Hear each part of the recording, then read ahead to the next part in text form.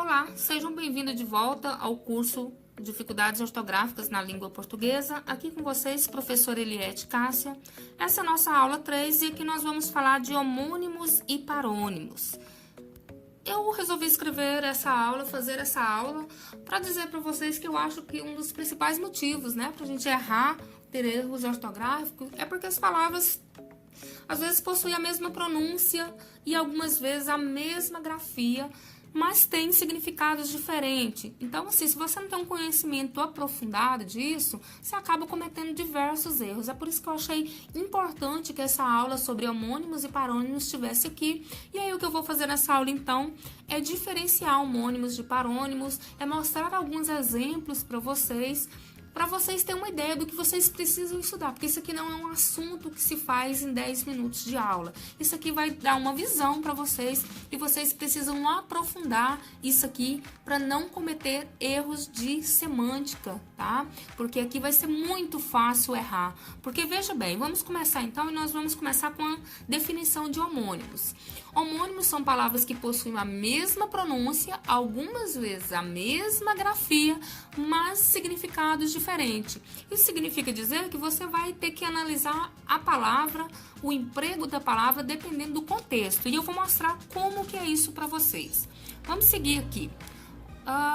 Existe, quando os homônimos têm a mesma grafia e a mesma pronúncia, o mesmo som, nós dizemos que eles são homônimos perfeitos, tá? Possuem a mesma grafia e o mesmo som. Aqui deixa eu dar um exemplo para vocês da palavra cedo, tá? A palavra cedo aqui nessa frase fica da seguinte forma: eu cedo este lugar para a professora. Este cedo aqui é do verbo ceder, tá? E não aquele cedo que está aqui no próximo exemplo, que é o advérbio de tempo, que significa manhã. Então, veja bem o exemplo. Cheguei cedo para a entrevista. Cheguei cedo para a entrevista aqui, é uma ideia de tempo, então ele é um advérbio de tempo, é bem diferente de eu cedo este lugar para a professora. E a escrita é do mesmo jeito e o som praticamente igual. Quando isso acontece, nós dizemos que são homônimos perfeitos, tá? Seguindo aqui com um exemplo de homônimos perfeitos, vamos pegar mais duas palavrinhas para vocês entenderem o que eu estou querendo dizer, entender bem o conceito. A palavra almoço e almoço. A primeira aqui, ele é um substantivo, Substantivo é aquilo que dá nome para as coisas, para os objetos, tá? Então, olha a frase aqui. O almoço está pronto? O almoço está pronto? Então, a gente está falando aqui do almoço, Aquela refeição que nós fazemos sempre em torno de 11, meio-dia. Agora, olha aqui o segundo exemplo de almoço. Eu não almoço há 3 dias. Eu não almoço há 3 dias, então, tá falando da primeira pessoa, do singular, do tempo presente, do modo indicativo. Não precisa gravar isso aqui tudo, basta vocês gravarem que nesse primeiro almoço aqui eu tô falando do nome, O almoço já está pronto. E aqui eu tô falando de uma ação. Eu não almoço há 3 dias, Ação, então, verbo. Vamos seguindo, então. E eu tenho mais um exemplo, que é o gosto e gosto, que é bastante parecido, No caso, gosto, aqui está usado como substantivo e aqui como verbo. Exemplo, tem gosto de quê? Tem gosto de quê? Essa maçã que você está comendo, por exemplo, tá? E no segundo exemplo, eu gosto de você. Então, aqui é uma ação de gostar, é um verbo. E aqui eu estou perguntando que gosto tem alguma coisa. Então, isso aqui nós estamos diante de homônimos perfeitos. Nós vamos agora para a próximo slide. E no próximo slide, nós vamos falar de parônimos. O que é parônimos? Parônimos, a definição, então, é a seguinte: é a relação que se estabelece entre palavras que possuem significados diferentes, mas são muito parecidos na sua pronúncia e na escrita, tá? Então, vamos ver como que é isso na prática. Aqui para vocês, nós temos a palavra sessão, sessão e sessão. Só ouvindo a pronúncia, você vai ver que a pronúncia é praticamente muito parecida. Quando analisamos, a grafia, vimos que sessão escrito com 2 S, sessão, escrito com C cedilha, e ainda sessão, escrito com C e 2 S. Então, vamos ver como que, qual que é o significado de cada um, porque isso que é o parônimo, ele tem a escrita parecida, ele tem um som idêntico, mas o significado é totalmente diferente. Então, vamos lá. A primeira seção, né, que é com 2 S aqui e C cedilha, você faz relação com essa pipoca aqui e lembra de sessão da tarde, que significa, né, sessão, então significa, é o intervalo de tempo que dura uma reunião, uma assembleia. Exemplo: assistimos a uma sessão de cinema, assistimos a sessão da tarde, tá? Sessão, então, intervalo de tempo que você vai fazer alguma coisa. Sessão da tarde, sempre com 2 S. A próxima palavra, né, parônima aqui, é sessão com C cedilha. E sessão com C cedilha significa parte de um todo, um segmento, uma subdivisão.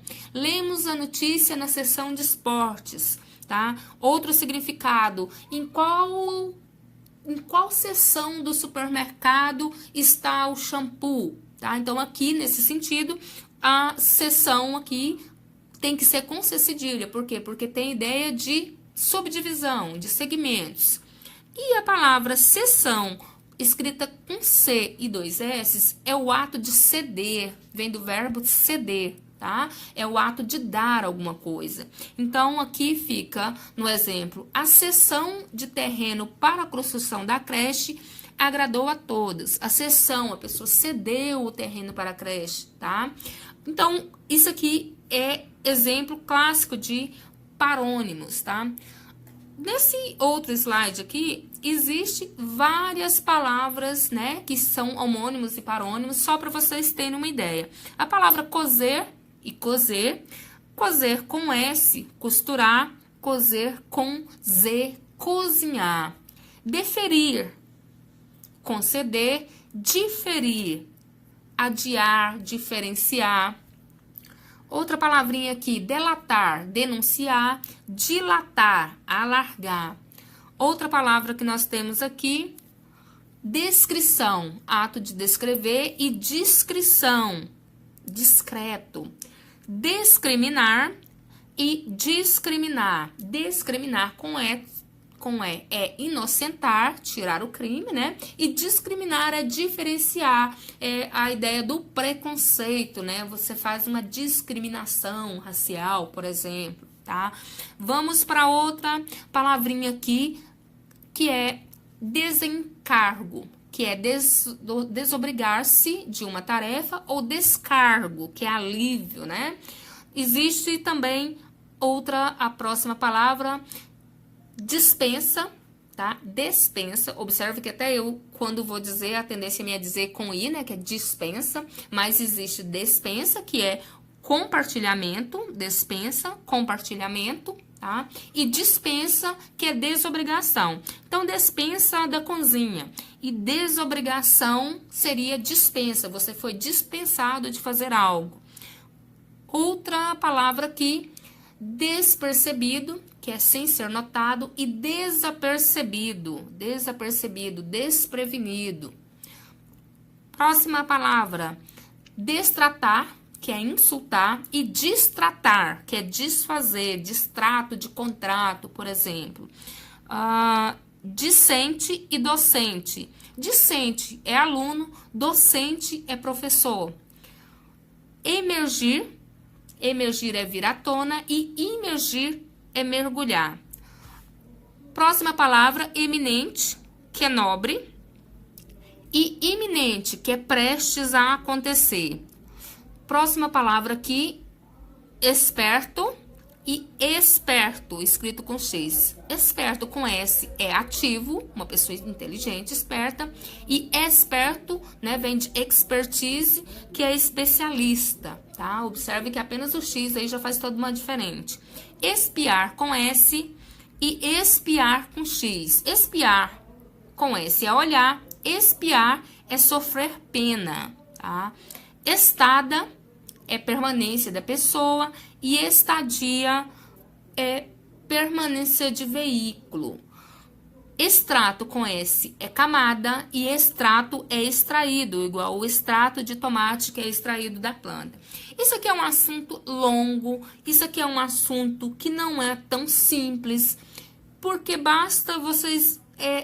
eu só coloquei essas palavras aqui e com certeza quando eu terminei de falar a última, vocês não devem ter se lembrado da primeira, porque é isso que acontece com o nosso cérebro ultimamente super sobrecarregado de informações. Então, isso aqui é assunto para vocês estudarem detalhadamente, cuidadosamente, para não cometer esses erros, porque uma pessoa que conhece isso aqui, que vai ser por acaso o seu avaliador da prova do Enem de redação, por exemplo, ele vai bater o olho na sua escrita e vai saber que você cometeu um erro de semântica, né? Um erro de grafia. Então, você precisa cuidar disso antes da prova, tá? O que eu tinha para dizer para vocês é isso, tá?